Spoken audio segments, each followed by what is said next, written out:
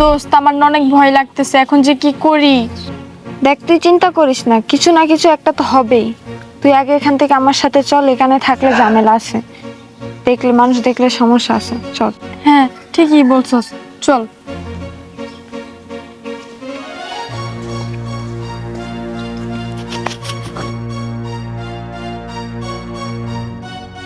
এই এগুলো কি? আম্মু ছাড়ো, ব্যথা লাগতেছে। তুই আমার মান সম্মান সব নষ্ট করে দিয়েছিস, আর তুই আবার বলতেছিস চুল ছাড়ার জন্য? হ্যাঁ কি করেছিস এগুলা বল? তোকে তো আমি ছাড়বই, তার আগে বল এগুলা কেন করেছিস? তোকে আমি স্বাধীনতা দিয়েছিলাম এইসব করার জন্য? মা বিশ্বাস করো, আমি কিচ্ছু করি নাই। এই তুই যদি এটা কিছু নাই করিস তো এটা কোথা থেকে আসলো বল? আজ তোকে আমি মেরেই ফেলবো, মেরেই ফেলবো। আরে আম্মু, তুমি আরে এভাবে মারতেছো কেন? ওরে মারতেছে কেন? তুই দেখছিস এটা কি? আম্মু এটা কার?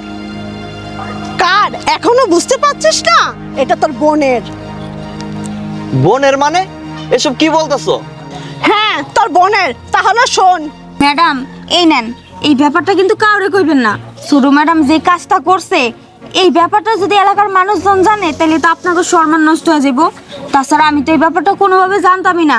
ভাগ্যটা কত ভালো জানেন, আমি আইতাছিলাম ওই রাস্তা দিয়া, দেখি ছোট ম্যাডাম তার বান্ধবীর লগে পরামর্শ করতেছে যে কি দিয়া কি করব, আর আরো সাহায্য চাইছে। আপনি একটা কিছু করেন, বুঝছেন?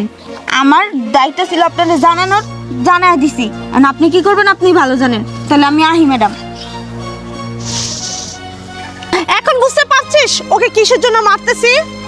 আম্মু তুমি ওরে মাইরো না, ওর কোনো দোষ নাই। যে ছেলেটা ওর সাথে অন্যায় করছে আমি তার বাড়িতে যাইতেছি, আর তুমি ওরে নিয়ে বাড়িতে যাও। আমি চল। ওর বাড়িতে যাই।